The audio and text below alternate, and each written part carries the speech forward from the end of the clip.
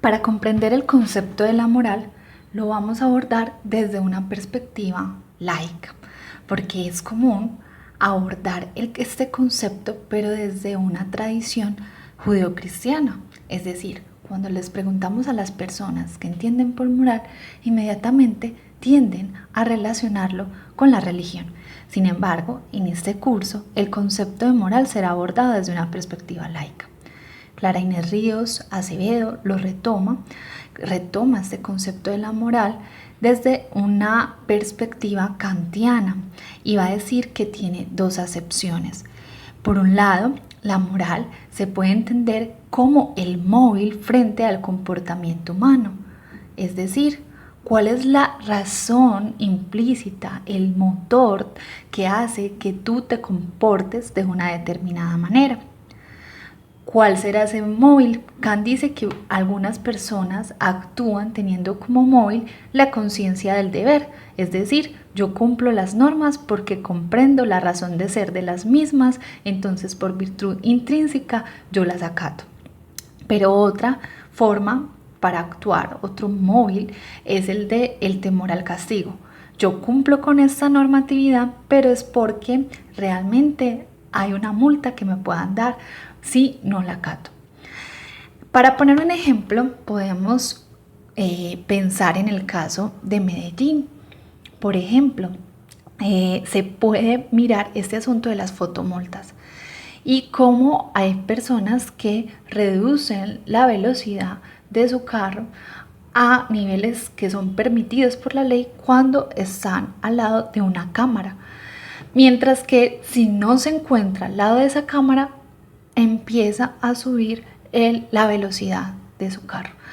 En esta situación uno podría pensar que si bien cuando la persona está en la calle y la cámara se encuentra cerca y él está en los niveles permitidos de velocidad, está actuando de forma legal, pero el móvil para actuar no es ético, porque sabemos que si él voltea esa cuadra y ya no hay cámaras, entonces va a subir la velocidad.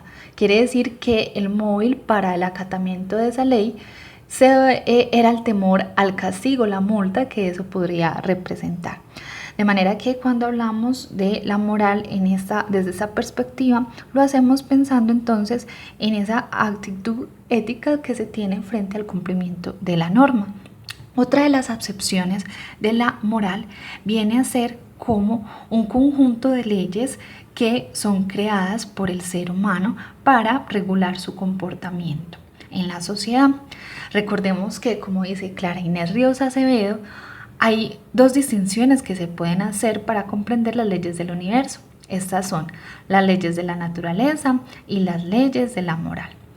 Las leyes de la naturaleza son aquellas que son preexistentes, es decir, existían mucho antes de nosotros los seres humanos. También son leyes que se caracterizan por cumplirse sí o sí, es decir, que son falibles. Por ejemplo, cuando hablamos de que es infalible, quiere decir que se cumple sí o sí, no es como el sol sale hoy y mañana no. Cuando hablamos de las leyes morales, nos damos cuenta que estas son, a diferencia de las leyes naturales, son infalibles. No son infalibles, sino que son falibles, es decir, son susceptibles de equivocación, porque se basan en la voluntad de las personas y la voluntad puede quebrantarse. Entonces, las leyes morales no son frutos de la naturaleza, sino que son creadas por los seres humanos, teniendo en cuenta que los seres humanos tienen una falta, es decir, no son predeterminados a nivel instintual por la naturaleza en cuanto al comportamiento se trata, sino que ellos tienen que inventarse su propio quehacer. Ante esa falta de predeterminación instintual en cuanto al comportamiento nos referimos, entonces surgen unas leyes que se tienen que crear. Unas son externas y otras son internas. Las leyes externas son aquellas que están en el Código de Derecho y que muestran la coacción, es decir, qué es lo que debe limitar el comportamiento del ser humano. Y las leyes internas son aquellas que no son de obligatorio cumplimiento, sino que surgen como principios éticos de las personas y que obedecen no a procesos de coacción, sino de autocoacción. Cuando falla la autocoacción, entra la coacción. Estas dos tipos de leyes, las externas y las internas, se complementan, de tal manera que las leyes externas influencian la creación de leyes internas y las leyes internas posibilitan también la creación de leyes externas. Para poner un ejemplo, voy a remitirme a las personas, por ejemplo, que defienden a los animales y que no están de acuerdo con el maltrato de ellos. En este sentido, uno podría encontrar en algunas ciudades de Colombia en las que muchas personas se han pronunciado en contra de la tauromaquia.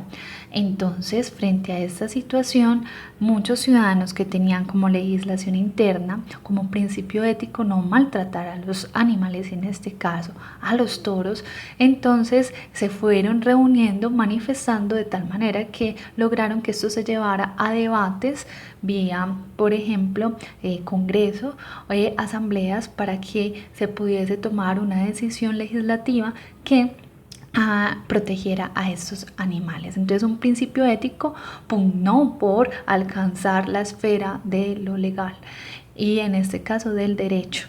El derecho empieza a modificarse y el derecho también tiene una acción performativa en los ciudadanos, es decir, aquellas personas que quizás no se habían pensado este asunto, al ver que existe esta ley, empieza de pronto a acatarlas. Por eso es que la Hannah Arendt va a decir que las leyes tienen una función profundamente educadora. En este sentido, vemos que las leyes externas y las internas se complementan. Las leyes internas y las leyes externas, como veníamos diciendo, hacen parte de esta segunda acepción de moral, entendiéndola como ese conjunto de leyes creadas por el ser humano. Conjunto de leyes que provienen también de unos sistemas de valores que van cambiando con el tiempo y que son distintos en cada uno de los países. Hay países, por ejemplo, en el que está el valor de usar la burka para las mujeres, por ejemplo, en los Emiratos Árabes, y es considerado de admiración aquella mujer que lo usa. Este valor es local, es propio de esas comunidades y no son universales. Mientras que se encuentran otros valores que sí tienden a alcanzar esa universalidad o son por lo menos universalizables, como es el de la dignidad. Y entramos a mirar entonces este concepto de la dignidad, que viene a ser tan importante para el mundo de la moral, porque el principio de la dignidad va a ser nombrado por Immanuel Kant como el principio supremo de la moralidad. Y es que vamos a partir de lo siguiente. Clara Inés Ríos Acevedo, en un texto que ella tiene que se llama Descubrimientos kantianos en el campo de las ciencias humanas y su importancia para la educación, va a decir que así como Isaac Newton se amparó en la teoría de Galileo y Kepler para proponer o descubrir una ley que integrara la mecánica celeste y la mecánica terrestre, y en este caso que nombró como la ley de la gravitación, es decir, aquella ley que funciona tanto para arriba como para abajo, para la mecánica celeste como para la mecánica terrestre. Así, inspirado en esta teoría de Newton, esta teoría sistémica, Kant va a pensarse también en la posibilidad de un principio que pueda regir tanto las leyes internas de los individuos, es decir, la ética, como también las leyes externas entre los estados, que sea susceptible también de universalización. Y él va a llegar a la conclusión de que ese principio que cobija tanto a las personas, pero también a los estados, que puede regir, que puede regular el comportamiento entre los diferentes estados del planeta, ese principio se va a llamar el de la dignidad. Entendiendo la dignidad como ese sentimiento moral o esa conciencia que se tiene frente al valor que yo tengo como persona y el respeto que yo merezco por ese valor. Y esa dignidad es la que está estipulada incorporada en la Constitución Política de Colombia. En el artículo 1 de la Constitución se dice que Colombia es un Estado social de derecho, pero que también está basado en el principio fundamental de la dignidad. Y cuando se dice que es fundamental, estamos hablando de que es estructural y que todo otro principio que se cree debe estar en concordancia con este, es decir, toda la Carta Magna debe tener como base la dignidad. Y no solamente la Carta Magna, toda ley que se cree y toda libertad creadora encontrará como límite la dignidad.